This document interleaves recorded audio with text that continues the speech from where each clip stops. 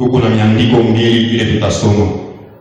Genèse chapitre 31 verset 33 à 35. Mwanzo 31 mpaka mstari ya 34 kufika 35.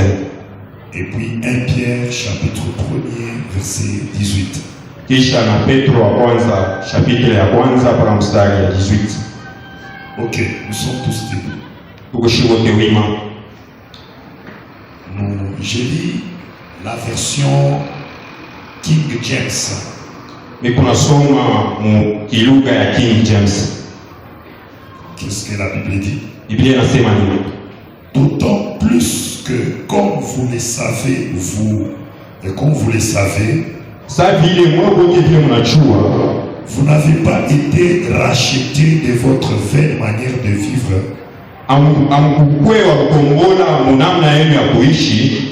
De votre manière de vivre reçue par tradition de vos pères.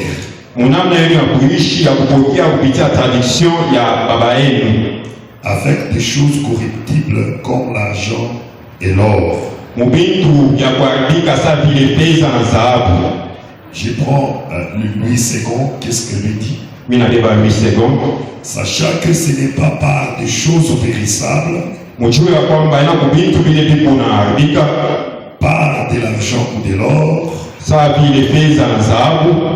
que vous avez été rachetés de la vaine manière de vivre que vous avez reçu, que vous avez hérité de vos pères.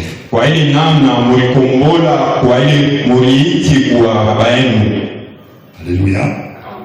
Prenons Genèse chapitre combien? 30 combien? 31 verset 33. Mstari 33. Voilà. La Bible dit ceci. Ma droiture répondra, oh mon Dieu, c'est pas ça. Voilà, 33.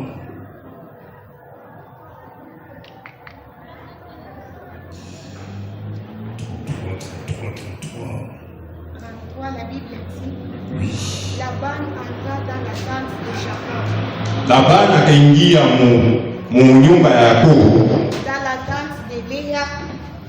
Na mu nyumba ya Léa. Dans la tente des servantes, il ne trouva rien. Na mu ile manyumba mbili ashimukute kitu.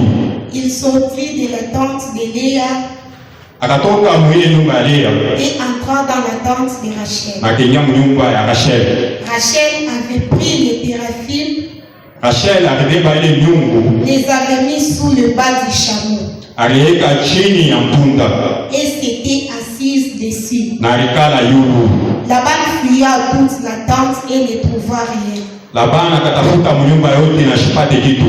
Elle dit à son père, na akamwelezea baba yake, que mon Seigneur ne se fâche point, akusema bwana yangu asisiriki, si je puisse me lever devant toi, kama mishishimame kumbele yako, car j'ai ce qui est ordinaire aux femmes. Kwa sababu mimi nakuwa na kile kinakuwa cha mafaa kwa mwanamke.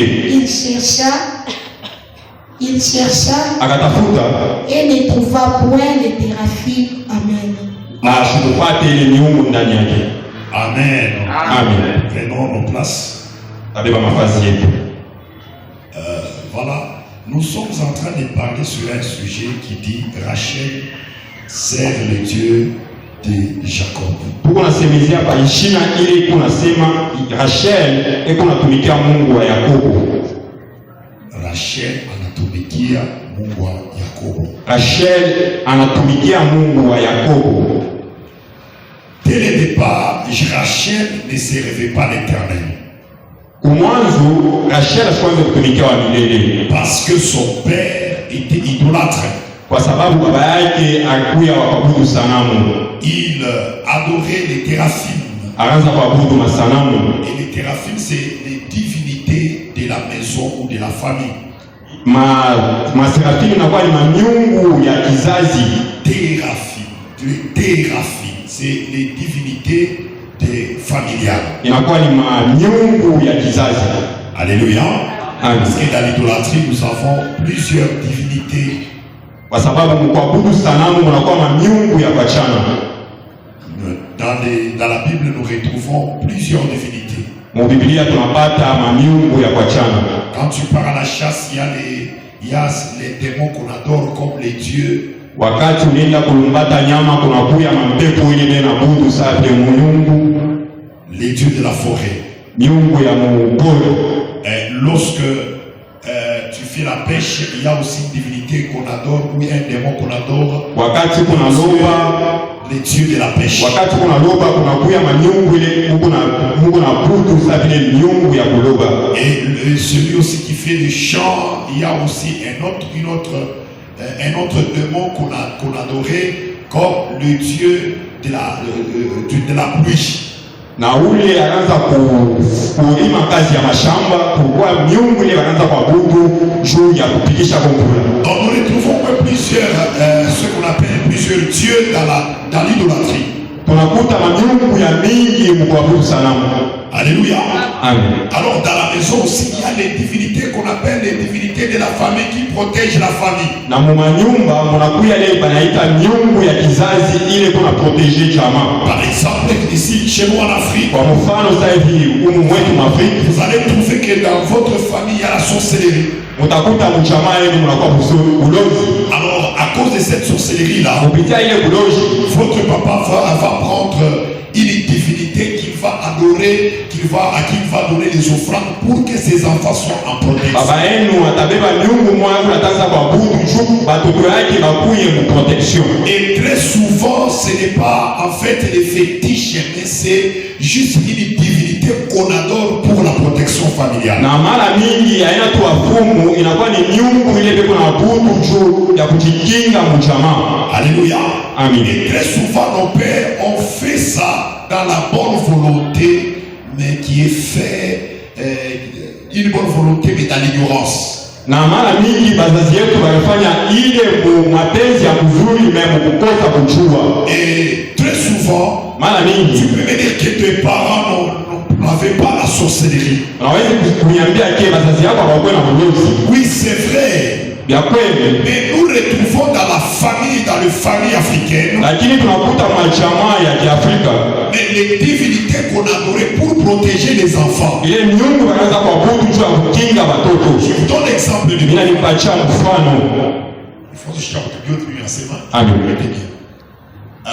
Je prends l'exemple de ma famille. Mon père nous cachait devant sa famille.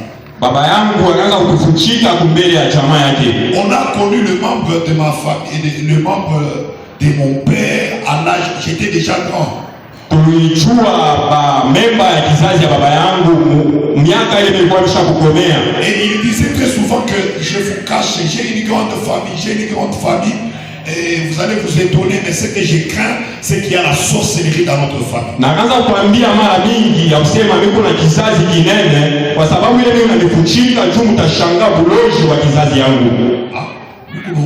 Nikunaogopa buloji wa kizazi yangu. Alléluia. Amina. Et il avait quitté les villages à cause de la sorcellerie. Na alitoka kumjini kupitia buloji. Il a fui la sorcellerie, il s'est retrouvé en ville ici à Kolwezi. Anakimbia buloji, anajikuta mjini ya Kolwezi kupitia buloji. Kupitia buloji. Interprétez bien maintenant. Amen. Interprétez bien. Ile mwana kusema. Anaogopa, anakimbia buloji mjini, anakuya Kolwezi kuikala. Alléluia. Amen. Et lorsqu'il est arrivé, wakati alifika, et quelques membres aussi l'avaient suivi ici à Kolwezi. Et nous avons connu si c'était trois familles qui étaient les membres de sa famille.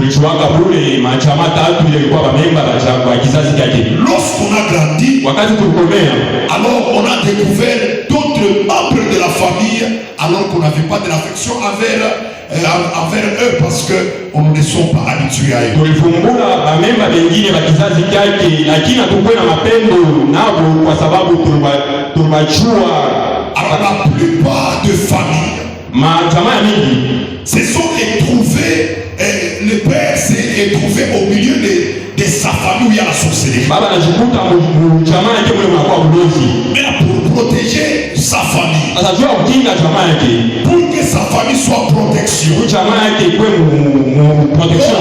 Adorer certaines divinités pour la protection de la famille. Bengine baabudu miungu ingine juu ya kukinga jamaa yao. D'autres donner des offrandes à des divinités pour la protection de la famille. Bengine bakaanza kupeleka masadaka kwa miungu ingine juu ya kukinga majamaa yao. J'ai trouvé un papa qui m'a dit ceci. Nilikuta baba mmoja ananiambia hivi. Que mon père chez lui n'avait pas la sorcellerie. Baba yangu kwao hakukuyake muluzi. Chez nous à la maison il n'y avait pas la sorcellerie. Wewe kunyumba hakukuyake muluzi. Mais il y avait seulement quelque chose de la cité dans leur langue. Lakini kulikuwa kitu kimoja kile akia muluga yabo.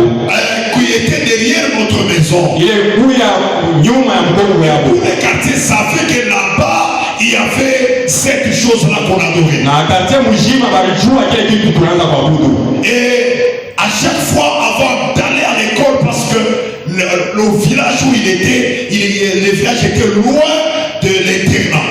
Kila mara wakati kwenda kwa masomo mjini kule tukuya ilikuwa mbali na masomo. Alors son père allait derrière la maison. Asa baba yake akaanza kwenda kumkongo ya nyumba avec son fils na mtoto yake mwanaume devant la statuette mbele ya kile kisanamu, et il disait, na anaanza kusema, protégez mon fils, kinga mtoto yangu, il va aller étudier anataka kwenda kujifunza dans un village où une ville étrangère, ni mumugini ya kigeni, l'intelligence, umupatie kwa kini. Et c'était comme ça. Na ilikuwa vile. Alléluia. Amen. Ce sont les démons aujourd'hui qui contrôlent des familles. Ni mapepo ile inakontrole machama. Et dans le monde de l'idolâtrie, na mudunia ya kuabudu sanamu, c'est que les démons qu'on a adorés, ile mapepo tunabudu, à qui on a donné des offrandes, wale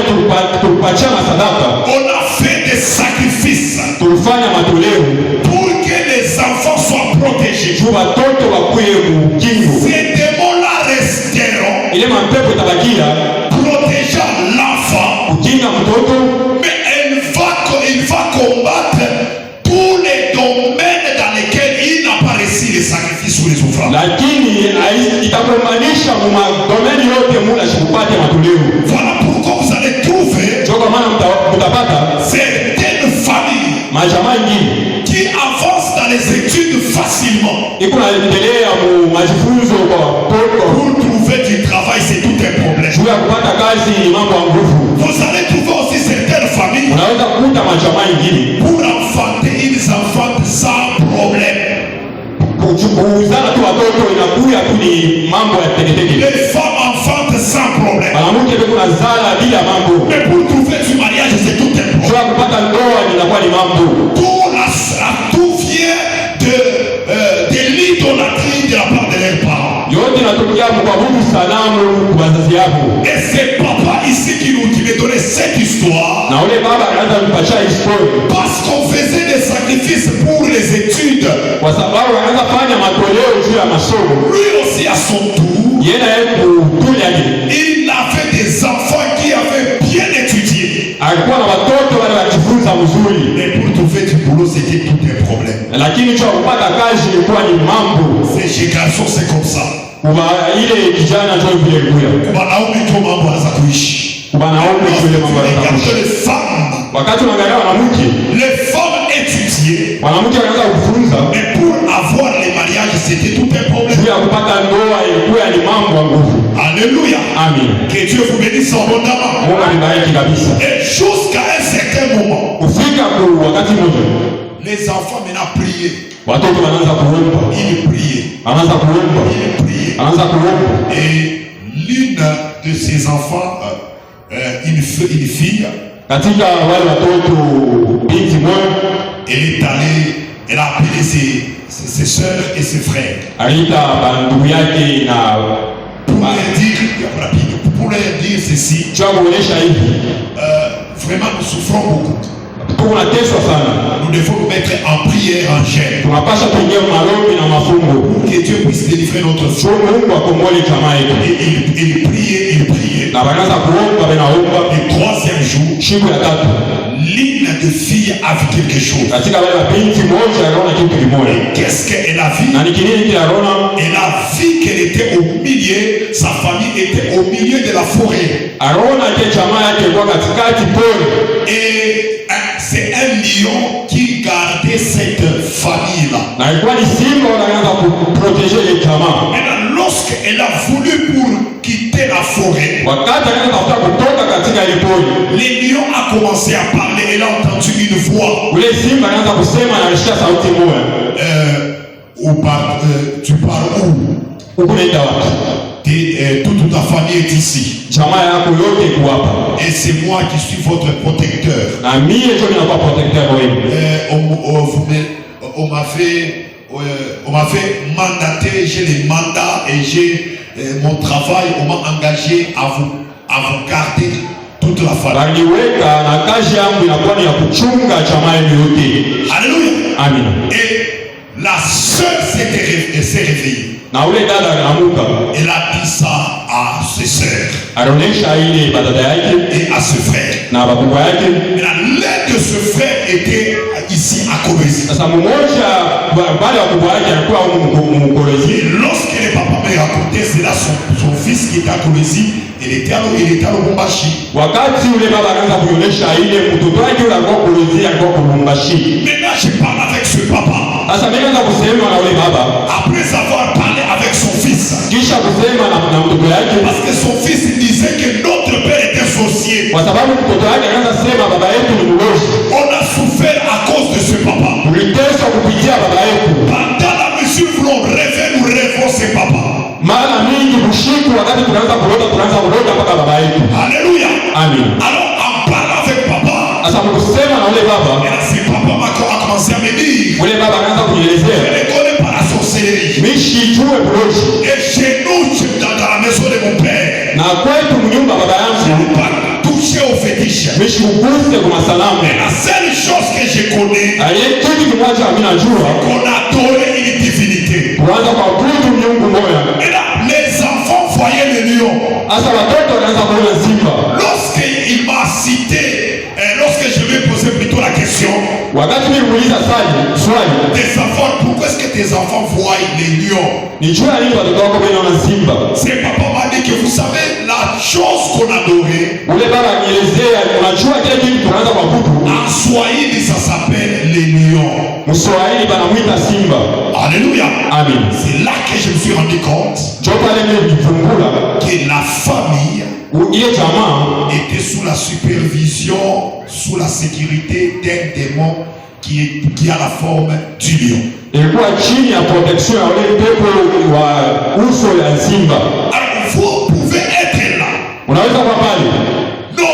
Nos parents n'ont pas connu la sorcellerie. Bazazi yetu hawakujua bulozi. Mais ils adoraient d'autres divinités. Lakini wanaanza kuabudu miungu mingine. Ils adoraient d'autres démons. Wanaanza kuabudu mapepo mengine. Et Dieu ils servaient.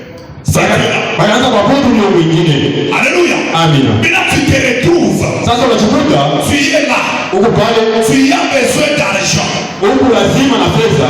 Pour œuvrer dans l'œuvre de Dieu. Juu ya kusaidia kazi ya Mungu. Pour aider l'œuvre de Dieu. Juu ya kusaidia kazi ya Mungu. Alors que tes parents. Sasa wewe wazazi yako. Leur argent était offert à une divinité qu'on appelle les lions. Pesa yao wanaanza kutowea ule miungu wanaita simba. Et là maintenant provient le combat que nous avons. Sio kule kunatokea mgonjwa ile tuko nayo. Parce que ce papa-là, ses études étaient observées, étaient bénies par la divinité qu'on adorait passer. Kwa sababu ule baba masomo yake kuya iko naangalia kwa ule miungu ule wanaita simba.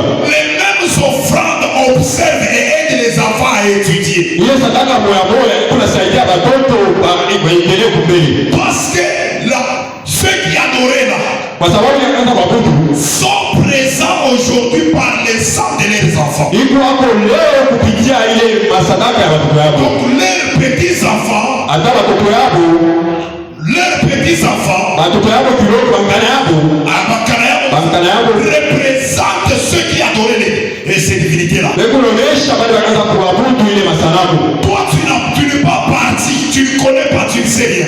Wewe hujui kitu au uendaki. Mais une chose c'est quoi? Kitu kimoja ni nini? C'est que les sang que tu as ile damu kunayo a plus d'expérience que toi tu ne connais pas. inakuwa na experience ya mingi ile wewe hujui. Le sang que tu as Ile damu kunayo a plus de connaissances que toi tu n'as pas. inakuwa na ufahamu ya mingi ile wewe una nayo. Le sang que tu as Ile damu kunayo est déjà parti là où toi tu n'as jamais foulé. ishakwenda kule wewe utakanyangaka. Alors que tes aïeux adoraient d'autres divinités, Bakambo wako wanaanza kuabudu Mungu mwingine, mais toi tu étais dans leur sein, lakini wewe ukuya ndani yao tu portes leur sang. na unabeba damu yao. Donc ton sang que tu as Ile damu yako kunayo a des enregistrements, ishakuwa enregistré, a une connaissance que toi tu ignores. inakuwa na ufahamu ile wewe hujui. Dites amen, il y a bien. Sema amina mzuri. Dites amen qu'on avance. Sema amina na kuendelea. Bien-aimés dans le Seigneur. Wapenda katika Bwana. Maintenant, la conséquence c'était quoi? Asa mambo ilikuwa ni nini? Les enfants qui étudiaient mais n'avaient pas de travail. Watoto wanaanza kufunza lakini hawakuwa na makazi. Et le papa qui était ici à Kolwezi, Na ule baba alikuwa huko Kolwezi, c'est un licencié. yeye alikuwa licencié. Mais il n'a pas manqué, il a manqué l'argent. Lakini alikosa pesa. Il a manqué même l'argent pour son loyer. Alikosa hata pesa ya kulipa nyumba. Il s'est retrouvé à Lubumbashi dans la chambre de son papa qui avait au moins 84 ans. Anajikuta mshamba ya baba yake yule alikuwa na miaka 80. Et son papa me dit, Na baba yake anamuonesha. c'est des Kambola me disait, Ule kambo anaanza kumuonesha. je suis en train de dormir avec mon fils. Niko nalala na mtoto yangu. Et quand vous regardez ces papas-là, Wakati mnaangalia ule baba, c'est un papa qui dort avec son père, un papa de 30, 40 quelques ans. ni baba ule anakuwa na miaka 40, mais kuna nalala na baba yake ule anakuwa na miaka 80. J'ai posé la question, papa, mais là, il vient par là, personne n'a rien à salon. Donc, Mimi nauliza swali sasa, bibi yako analala wapi? Sasa kuna nalala kwa salon. alléluia. Amen. Alléluia. Amen. La réalité de la vie. Ukweli ya maisha. Il y a plusieurs choses que je pouvais témoigner à travers ces papas ici. Huko vitu vya mingi vipasha kuleta ushuhuda kupitia ule baba. Mais juste pour aujourd'hui, Mais lakini leo je voulais vous dire ceci. mimi napenda kueleza hivi. Tu ne te lèves pas à prier. Kama usimame maombi, Les sangs que tu as, ile damu kunayo te poser une vie. inaweza kukuempoze maisha Il bora. faut que tu te lèves, Inafaa usimame, que tu renverses uangushe ce qu'on t'a imposé par le ile sang. kukuempoze kupitia damu. Le sang de Jésus Damu ya Yesu Kristo est plus fort que le sang de ton père. inakuwa ya uwezo kushinda damu ya baba Le sang yako. de Jésus Damu ya Yesu est plus fort que le sang de tes aïeux. inakuwa ya nguvu kushinda damu ya babu yako. Pourquoi j'invoque le sang de Jésus? Sio kwa maana mimi naita damu ya Yesu. Le pouvoir du sang de Jésus Kwa uwezo wa damu ya Yesu. soit libre au nom de Jésus. Ukuwe libre ya mjina la Yesu. Soit libre au nom de Ukuwe Jésus. libre ya mjina la Yesu. Sema amen 4 fois et on avance. Sema amina mara ile na tuendelee. Applaudissons pour Dieu. Upike pamoja. Kama uko technique kwanza biwaka masomo. Na kama uko technique kama kuna technicien c'est lui qui s'y connaît. Pas chance de kuvumbula son. So ibu ya ji. Mshikike kusema interprète kama la so ya bien mkitani. Je suis en train de forcer. Donc il faut regarder quand on kanisa unashikia so ibu ya ji. Ah. Que Dieu nous bénisse abondamment. Mungu atubariki kabisa.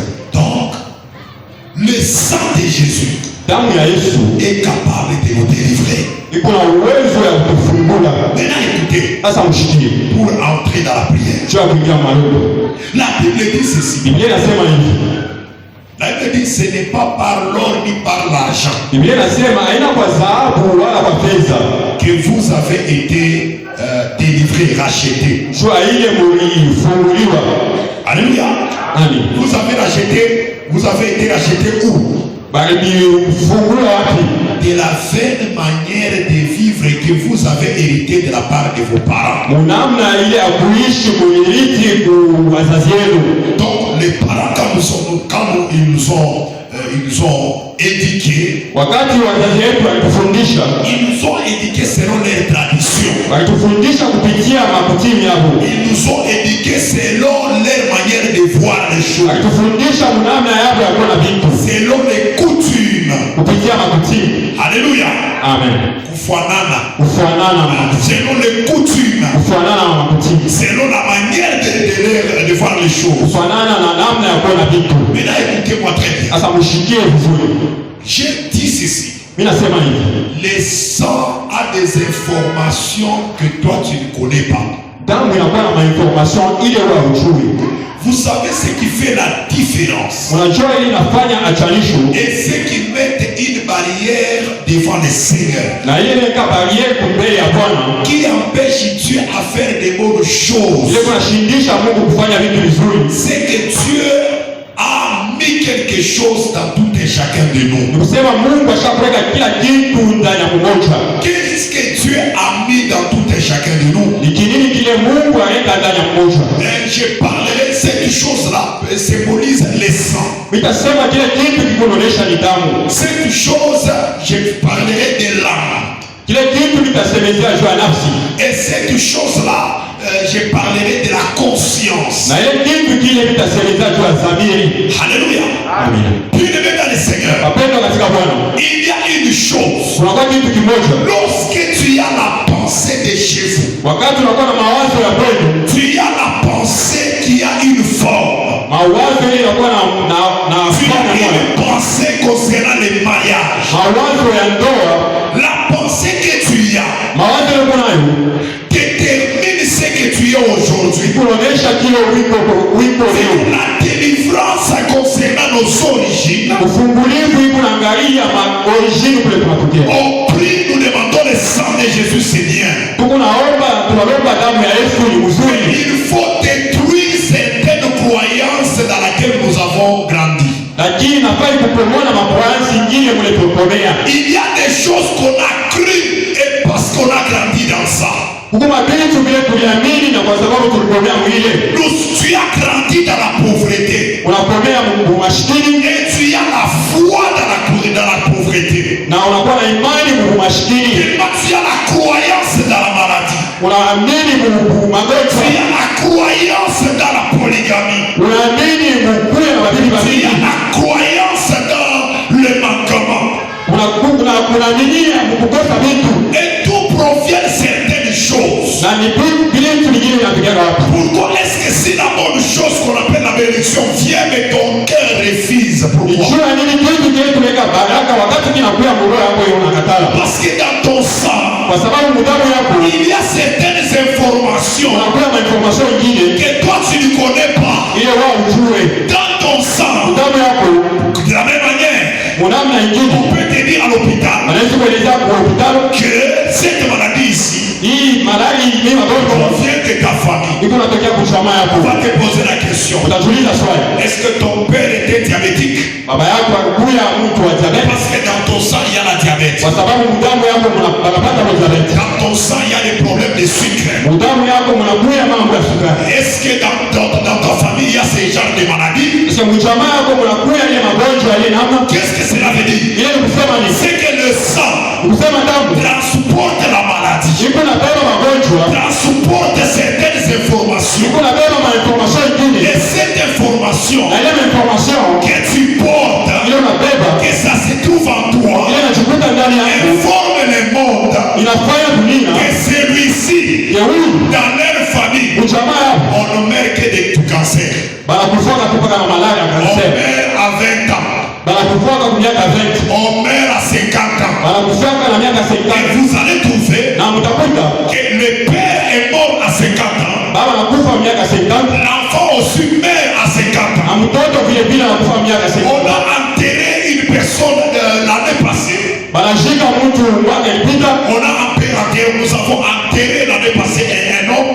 tulishika mwanaume mwaka ilipita, Ce papa-là, ule baba son père était mort lorsqu'il avait atteint 18 ans. baba yake alikufaka wakati alionyesha miaka 18. Lui aussi, Yeye na yeye sa première fille, mtoto yake wa kwanza sa fille mwanamke, aînée, mwanamke wake wa kwanza elle a atteint 18 ans et 12 ans. alionyesha miaka 12 Il est mort. na anakufa.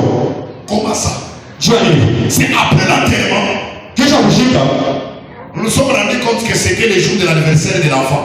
tunafungula kwamba ilikuwa ni siku ya kuzalika kwa mtoto. Son père aussi, Baba yake na yeye, le père du défunt, baba yake aule mfu était décédé lorsque le défunt avait atteint 12 ans. alikufuata wakati ule mtoto yake mfu ile siku alishaka C'est fika. une chose, Vitu vingine ce n'est même pas les démons, haina hata mapepo, mais c'est l'information du sang. ni ni mainformation ya damu. Il y a en toi une information Ndani yako kuna information qui te pousse à faire des mauvais choix, ile kuna kusukuma kufanya machakula, qui te pousse à faire, à attirer les mauvaises personnes. ile kuna kusukuma kukota watu wabaya. Mais la bien-aimé dans le Seigneur, Sasa wapendwa katika Bwana, la vie que tu as, maisha yako nayo c'est le résultat de ta pensée. ni maresultat ya mawazo Et yako, les informations dans ton sang na ile information mdamu yako travaillent comme une pensée, iko natumika sa vile mawazo, comme une conviction. sa vile conviction moyo. L'homme est selon la pensée de son cœur. Mungu anakuwa vile mawazo ya moyo Et ça wake, influence même ses actes. na aliko influence hata matendo Ça yake, influence même son langage. kisha influence hata kusema kwake. Combattre contre les sorciers, c'est bien. Kuunganisha bulozi ni mzuri, Mais il faut regarder tes pensées que tu as. asinafai kuangalia mawazo yako kunayo. Tu as quelle identité? Unakuwa na identite gani? Tu te considères comment? Uko unatangalia namna je? Qui es-tu? Uko nani? Depuis ton enfance, Tangu mtoto wako ton père, tes parents te disaient pour machiki, baba yako anaanza kuelezea, tunakuwa baba shikini. pour machiki. Nous sommes des pauvres. Mtoto yangu, Mon enfant, huku masomo unene. à l'école, tu parles, Kumbane, ne te pas gâche. tulala damu ya mbata. Nous avons Tu la chair de poule. as grandi avec shitu na damu ya nini? Ya mbata. Unakomea na mawazo ya kusema Mungu na damu ya mbata. Ce n'est pas la prière qui va enlever ça. Haina maombi tu itatosha Ce ile. qui va enlever ça, Ile itatosha ile. c'est changer tes pensées, le changement de tes pensées. Ikubadilika kwa mawazo yako. Tu dois changer ta croyance. Nafaa ubadilishe Tu dois kuamini kwako. changer ta pensée. Nafaa ubadilishe mawazo Si yako. tu ne changes pas tes pensées, Nafaa ubadilishe mawazo yako. tu combattras et à la fin, tu mourras pauvre. Utakumbana na kumwisho utakufa Parce masikini. que le plus grand combat, Kwa sababu ugonjwa wa nguvu c'est le combat de ta pensée. ni ugonjwa wa mawazo yako. Le combat de ta pensée. Ugonjwa wa mawazo yako. Chaque jour, Siku yote quand tu trouves l'argent, wakati unapata pesa, les informations du sang mainformation ya damu commencent à te dicter ce que tu dois faire avec cet argent. naanza kuonesha vile utafanya na ile pesa. Même quand tu es dans l'église, Hata kama uko mkanisa, au moment des offrandes, wakati ya matoleo, la manière de servir Dieu namna ya kutumikia Mungu sera toujours dictée par les pensées, par ta croyance. itaanza kukudikia kupitia mawazo ya damu yako. Voilà pourquoi je vous ai dit, Toka maana mimi nionyesha, lorsque nous voulons maintenant offrir, wakati tunatia kutoa, lorsque nous voulons servir le Seigneur, wakati tunatia kutumikia Bwana, et la pensée d'un patron, kuwe na mawazo ya Mungu wa c'est comme mtajiri. un patron, Tumikia kama vile mtajiri, agis comme un patron. tembea kama vile mtajiri. Pourquoi? Juu ya nini? Parce que nous voulons changer notre comportement, Tunapenda kubadilisha comportement notre yetu, mentalité, kubadilisha mentalite yetu, notre pensée. kubadilisha mawazo Parce yetu. que si tu veux changer, Kwa sababu kama unapenda kubadilika, change juste ta pensée. badilisha vile mawazo yako. Alléluia. Amen. Ça va bien. Ok. Il y a ceci. Kunakuwa hivi, Il y a ce qu'on appelle la conscience. kunakuwa ile wanaita zamiri. La conscience est là. Zamiri kupale, Ici, il y a l'inconscience. hapa panakuya inconscience. Inconscience. Inconscience. Et au milieu ici, Na hapa katikati hapa il y a ce qu'on appelle le subconscient. kunakuwa ile wanaita subconscience. Les subconsciences. Subconscience. Ici, la conscience, c'est quoi? Conscience, zamiri ni kusema nini? C'est ce que tu connais. Ile unajua. Si je te pose la question, Kama mimi nakuuliza swali, qui es-tu? uko nani? Tu vas me répondre comment? Utanijibu je? Je suis Kassongo. Mimi niko Kasongo. Je suis Congolais. Mimi nakuwa Kongole. J'habite telle part. Mimi nikalaka fashi moja. J'ai telle taille. Mimi niko na kapulefu moja. Ça, c'est la conscience. Ile ni zamiri. Alléluia. Amen. Ça, c'est la conscience. Ile ni zamiri. Ok. Mais là, cette conscience, Sasa ile zamiri ça détermine les actes que tu es en train de poser chaque jour. ikuonesha matendo ile kunafanya siku yote. Ça détermine ton vrai identité. Ikuonesha identite yako ya kweli. Alléluia. Amen. Cette conscience ici Ile zamiri détermine ta pauvreté. ikuonesha umashikini wako. Tu peux prier, Unaweza kuomba, mais si ta conscience ne change pas, lakini kama zamiri yako haibadiliki, rien ne changera. hakuna kitu kitabadilika. Hier, je vous ai posé la question. Jana mimi niliuliza swali. Tu verras quelqu'un, Utaona mtu mmoja il est dans les activités, eko mumakazi moya il se blesse. anajikata, Il ne sentira pas la douleur. ashishikia hata maumivu. Pourquoi? Jua nini? Parce que sa conscience Kwa sababu dhamiri yake n'est pas à l'œuvre. haikuwa kushikia, Ce n'est pas encore informé. dhamiri yake haina ya kujulisha. Lorsque on lui dira et tu as le sang, Wakati watamwambia kuna damu où wapi, je me suis blessé, mimi jikata, la conscience devient est informée maintenant. pale sasa dhamiri inakuwa ya kujulisha. La conscience maintenant va envoyer voir les informations dans tous les corps. Na dhamiri itatuma information mwili yote mzima, Et puis tu commences à sentir les douleurs. kisha utaanza kushikia maumivu. Tous ces temps ici où tu étais blessé, Ile masaa yote kuya wenye kumio tu n'avais pas senti les douleurs. akwanza shika maumivu. C'est comme ça que Jo vile on peut te bénir. wanaweza kubariki, Dieu peut te bénir. Mungu anaweza Et kubariki. si tu n'es pas conscient de cette bénédiction-là, Kama huna conscience ya ile baraka, tu vas vivre dans la pauvreté. utaishi mkumashikini. L'occasion de la bénédiction peut venir. Ukazua baraka itafika, Tu ne verras pas cette occasion-là. na hautaona ile Il occasion. y a quelque chose qui me fait beaucoup résonner dans la Bible. Kuna kwa kitu kimoja kinanifanya niwaze mbali mu Biblia, C'est Agar. ni Agar. La Bible dit ceci. Biblia inasema hivi, Agar se retrouve dans le désert. Agar anajikuta mchanga, Son fils commence à pleurer. mtoto wake anaanza kulia, Il veut mourir. anatafuta kufa.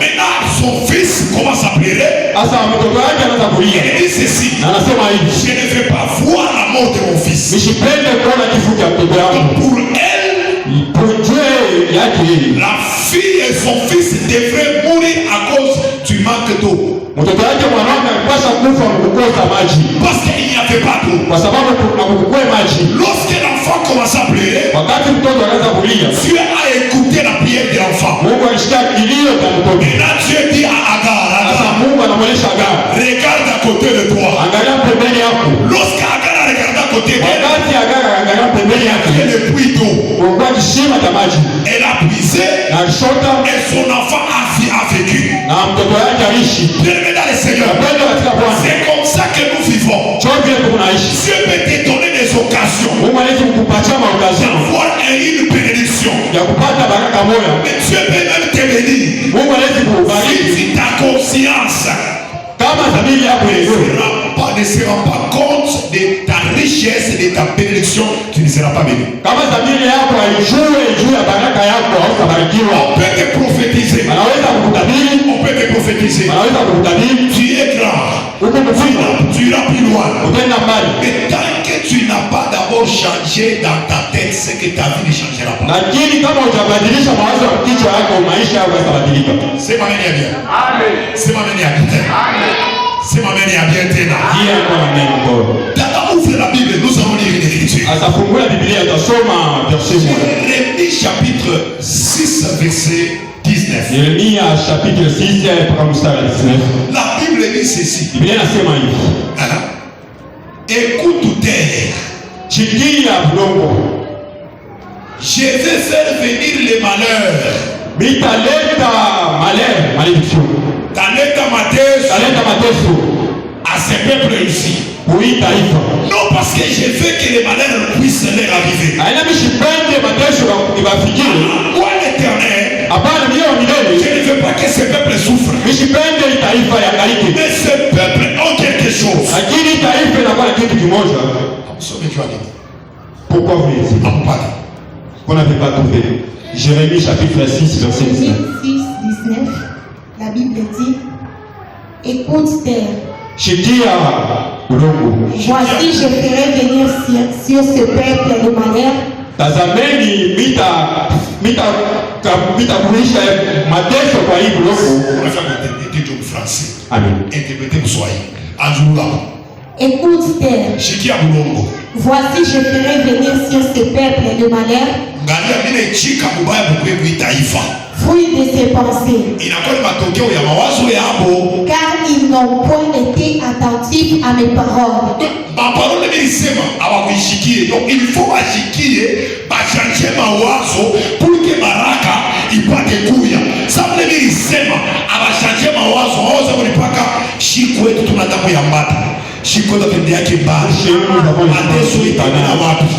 oshiwe tu mdoa Chez nous, dans les mariages, kama mtu anikia mdoa si quelqu'un va dans le mariage, akizali tu watoto watatu s'il wanamfikisha. met au monde 3 enfants et mère, Kama mtu anapata kazi si quelqu'un trouve de l'emploi, directement anarola malali ya nguvu. directement, elle tombe malade. Kama tu mtu anapata salari ya nguvu kwetu, Et si quelqu'un a un grand salaire, anawaka bibi wa pili watatu. il peut se marier pour une deuxième femme, troisième Sasa vile femme. kuna ile mawazo Comme s'il y a cette pensée-là, directement directement, kama baraka inakuya si la bénédiction arrive, occasion kama yapata bibi ya pili wa pili nakuya. c'est une occasion d'avoir une deuxième femme. Kwenu ni nini? Ce ne sont pas les esprits de chez vous, Merci beaucoup dada. ce sont des pensées. Mambo ni mawazo. Le problème, c'est les pensées. Dieu dit, Mungu anasema, je vais faire venir les malheurs. nitafanya mateso tu. Ils n'ont pas écouté ma parole. Hawakushikia misemo yangu. Être attentif à la parole de Dieu. Mkueni wa kushikia sauti ya C'est Mungu. quand vous venez ici, Ni wakati mnakuja hapa, lorsqu'on vous prêche, wakati wananihubiri, lorsqu'on déclare, wakati tunatangaza, lorsqu'on vous bénit, wakati wananibariki, commence à changer même ta mentalité. anza kubadilisha na mentalite yako. Change ta mentalité, ton raisonnement. Badilisha mawazo yako. On déclare que tu es béni. Anatangaza pia unakuwa mwenye Change kubarikiwa. la mentalité. Badilisha mawazo Et yako. ta conscience Dhamiri yako se rende compte de la bénédiction qu'on t'a béni. jijulishe kubaraka ile na kubariki. Habakkuk dit ceci. Habakuku anasema hivi, J'étais à mon poste. nilikuya papazi yangu, Je suis à mon poste. niko papazi yangu, Je veille. niko naangalia, Niko na kesha. niko na kesha Pour voir juu ya kuona ce que l'Éternel me dira. ile wa milele ataniambia. C'est que lorsque tu entends la parole de Dieu, Wakati unashika neno la Mungu, n'entends pas seulement, usishikie tu, mais cherche à voir cette parole-là. lakini tafuta mkuona ile sauti. Lorsque je dis que vous êtes des patrons, Wakati mimi nasema mnakuwa matajiri, bien-aimés dans le Seigneur, wapendwa katika Bwana, n'entends pas seulement le mot patron. usishikie tu sauti ya utajiri. Commence à te regarder toi-même. Anza kujiangalia wewe mwenyewe, Commence à te visualiser. anza kujiangalia wewe mwenyewe, Commence à imaginer. anza kuwaza wewe Tu mwenyewe. es donné patron. Sietolee mtajiri. Waouh! Un patron a des travailleurs. Waouh! Quelle merveilleuse chose! Ni kitu kizuri Un sana. patron. Mimi nakuwa mtajiri. Tu commences à voir déjà. Anza kuona mara moja. Oh, tu es chômeur. Wewe unakuwa ukosa kazi. Mais on déclare qu'il reçoit le travail. Wanatangaza Tu pokea n'es kazi. pas un chômeur. Hauna shomea. Commence déjà à réfléchir. Waanze kisha kuwaza. Commence à te voir comment tu travailles. Waanze kujiona namna ile unatumika. Aussi, tu peux aller plus loin. Hata kama unatafuta kwenda mbali, Non, non, comme on a fait quoi d'ambari. kama unataka kwenda mbali, Commence à te réveiller chaque matin. anza kulamuka kila siku. On part au travail. Ukunaenda kwa kazi. Si les travailleurs se réveillent je ne sais pas, à 5h30, Kama watavaya kwa mamukaka usense, commence à te réveiller chaque jour. waanza kulamuka siku yote. Tout ça pourquoi? Hiyo yote Pour jani. changer ta mentalité. Sio kubadilisha mawazo yako. Parce que la pensée Kwa sababu mawazo ne peut pas changer seulement dans un seul jour. haiwezi kubadilika mshiku moja. Pourquoi? Parce que c'est un programme. Juu ya nini ile inakuwa ni Tu programu. as grandi dans ça. Uliikomea mwili. Tu as longtemps entendu que vous êtes pauvre, vous êtes pauvre. Ushashikia hata mara mingi kia Mungu kwa maskini Et kwa tu maskini. as cru à cette pauvreté. Alishaaminia ile maskini. Pour changer cette mentalité, Atataka kubadilisha ile ce mawazo. n'est pas aujourd'hui. Haina leo. On déclare aujourd'hui, Anatangaza leo, commence à faire les exercices. anza kufanya maexercice. Demain, réveille-toi à 5 heures. Kesho unamuka Et musaa dis, je senjo. suis un Na travailleur. unasema mimi mtravaye. Un travailleur Travaye. qui va toucher au moins 1000 $. Ule atapokea Commence à $1000. voir déjà les 1000 $. Anza kuona kisha mawazo kwa $10. Ressens même la joie. Na ashikia la furaha. Wow, 1000 $. $1000. Ah, Seigneur Jésus. Bwana Yesu. Avec ça, Na je hivi vais payer telle chose. nikauza kitu kimoja. Avec 1000 $, Kupitia je $1000. vais servir le Seigneur. Nitatumikia Bwana. Avec 1000 $, $1000. mes enfants ici Watoto wako vont bien étudier. watafunza mzuri. Tu fais cet exercice le matin. Unafanya ile exercice asubuhi. Le soir avant de dormir, Magharibi ya kisha fais encore la même chose. unafanya tena ile Demain mambo. encore, Kesho tena fais la même chose. fanya tena ile Après un mois, kisha emwa après 2 mois, kisha miezi tu mbili vas te retrouver travailleur en train de recevoir 1000 $. utajikuta tunafanya kunapokea $1000. Selon ce qu'on a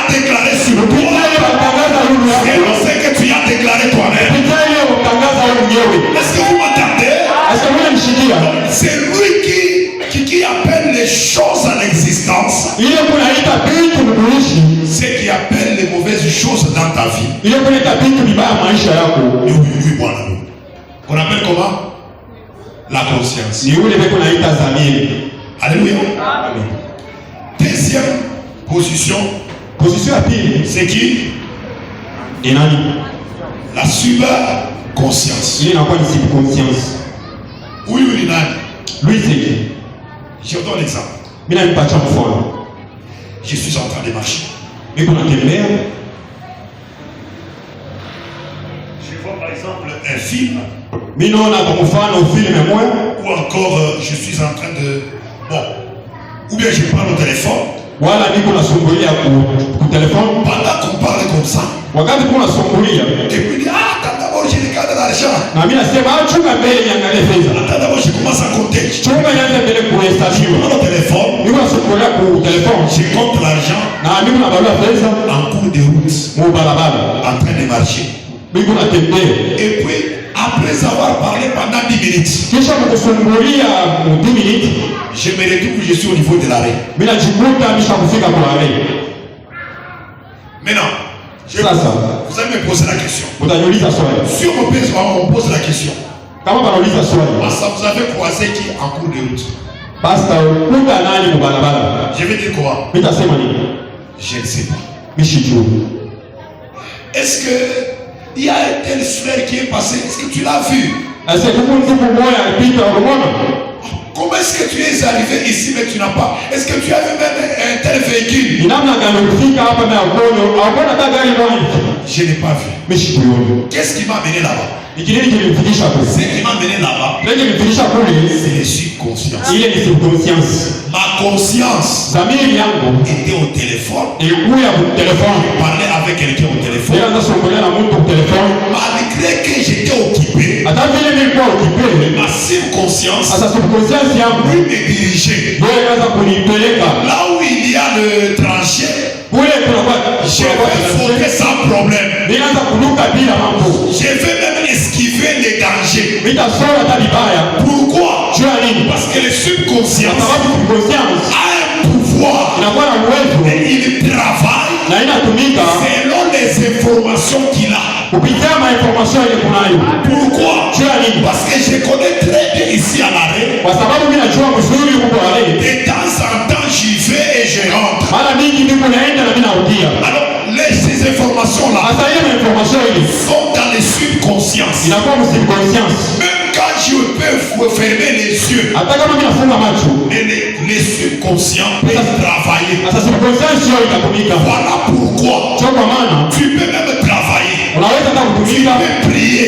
unaweza Et kuomba puis tu dis, na unasema je brise, mimi navunja, je brise mimi navunja telle chose. kitu kimoja. Mais quand tu rentres chez toi à la maison, Lakini wakati unafika kwa il y nyumba, a un pouvoir en toi unakuwa uwezo ndani yako qui te pousse à agir comme hier. ile kuna kusukuma mkutenda sa vile jana, Qui te pousse à agir comme ton père, comme ta mère. inakusukuma mkutenda sa vile baba yako wala mama yako. Tu te poses la question. Na unajiuliza swali, J'ai vu un couple niona couple moja où la fille ou la mariée frappait fortement son mari. ule bibi akaanza kupiga nguvu sana bwana yake, Alianza kupika. alianza kupiga nguvu bwana yake. Maintenant son mari a dit, Sasa bwana yake anasema non mais doit réfléchir.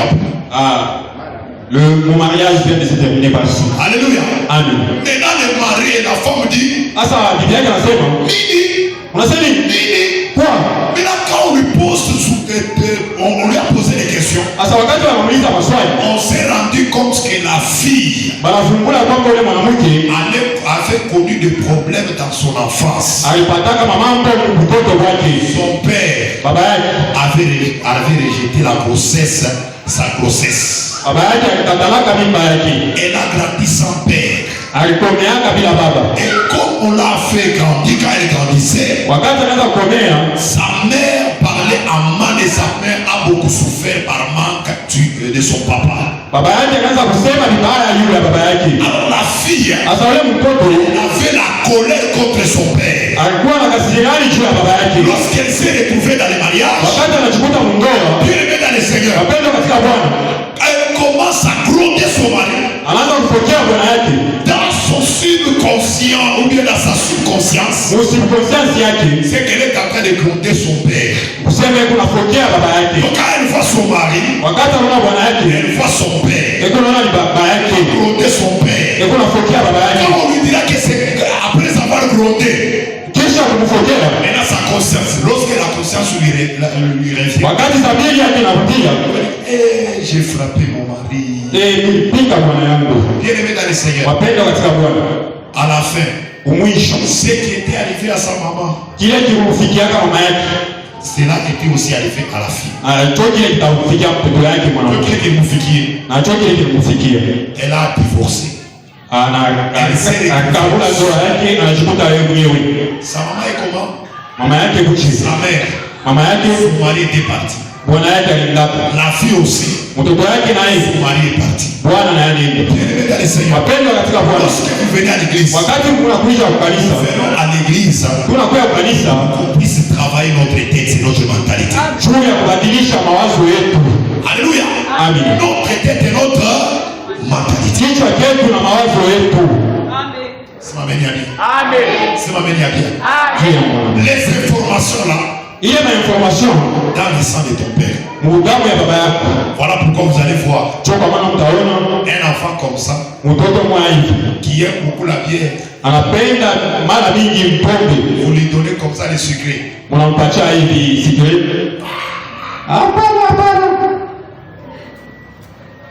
La Simba.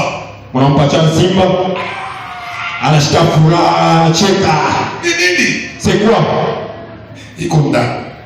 C'est à l'intérieur de vous. Amen. Alléluia. Amen. On va témoigner aujourd'hui par maman. Qui a une maman là. Cette maman là. Depuis qu'elle est, à chaque fois elle est enceinte.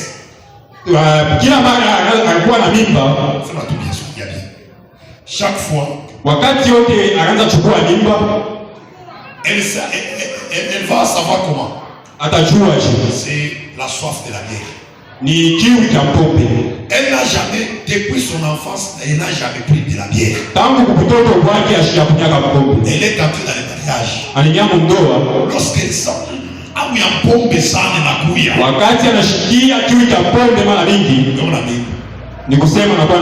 tu as mis. Pourquoi?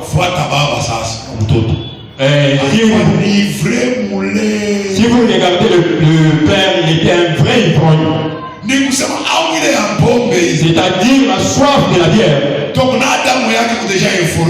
Même son sang est déjà informé que moi c'est la bière. Si l'enfant entre dans le ventre de la mère, elle commence déjà à demander de la bière. Et elle commence à voir seulement le malti. Si je vois seulement le malti, je sens comme si c'était la bière. Alléluia. Alléluia. Bien aimé dans le Seigneur. C'est le combat que nous avons. C'est le combat que nous avons. Le combat du sang. Les choses qui sont enregistrées en toi. La pauvreté qui est enregistrée en toi. Les pensées qui sont enregistrées en toi. Alléluia. Alléluia. Cela, ça se manifeste comment? Par les choix que nous faisons. Par les choix que nous faisons. Par notre langage. À partir de Léo. On va changer la comportement. Commence à changer change tes pensées. Amen au nom de Jésus-Christ. Ta mère doit quitter en toi au nom de Jésus. Il y a certaines personnes qui vivent, mais en réalité c'est leur maman qui vit. Il y a certains garçons qui vivent, mais en réalité c'est son père qui vit en lui. Ton père doit te libérer. Ta mère doit te libérer. Afin que Christ habite en toi. Si je parle de ton père, je parle des combats de chez vous. Mais le combat que tu as là, c'est le combat de ton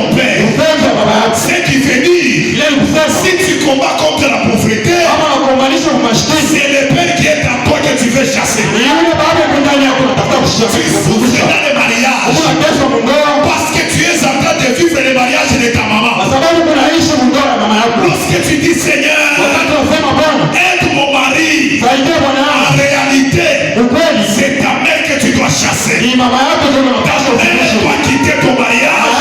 Ton père doit quitter ton travail pour que tu prospères, pour que tu avances. Paul dit ceci, c'est depuis moi qui vis, et c'est Christ qui vit à moi. À partir de maintenant, ma vie n'est pas la vie de mon père.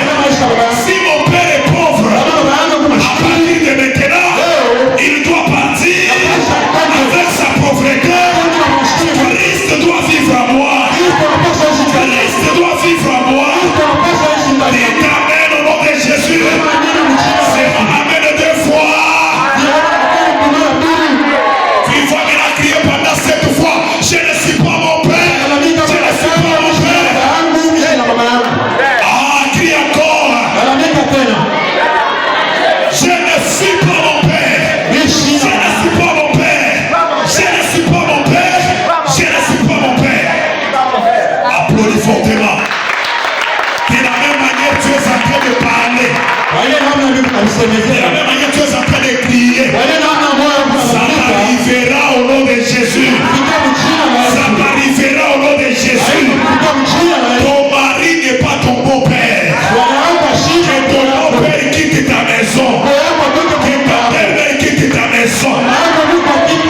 À un certain moment, wakati mmoja tu remarques quand tu parles à ta femme comme ça, unaangalia wakati unamwelezea bibi yako c'est comme si tu es en train de parler à la belle-mère. kusema inakuwa sio unasemezea mko yako, Parce que son langage kwa sababu misemo est yake le langage de sa maman. inakuwa ni misemo ya mama yake. Alléluia. Amen. Sa manière d'agir, Namna yake ya c'est kutenda comme sa maman. C'est comme sa maman. ni sawa vile mama yake. Non, ta belle-mère doit quitter. Kusema Ton mko père yako doit unapaswa quitter. toke Afin que Christ prenne la place de votre maison. Kristo anayepashi ya nyumba Pour yenu. que la gloire entre dans votre maison. Utukufu ingia nyumba yenu. Tiens-toi debout pour la prière. Simamia wima juu ya malombi. Est-ce que vous aimez cet enseignement? Unapokea mafundisho. Applaudissez.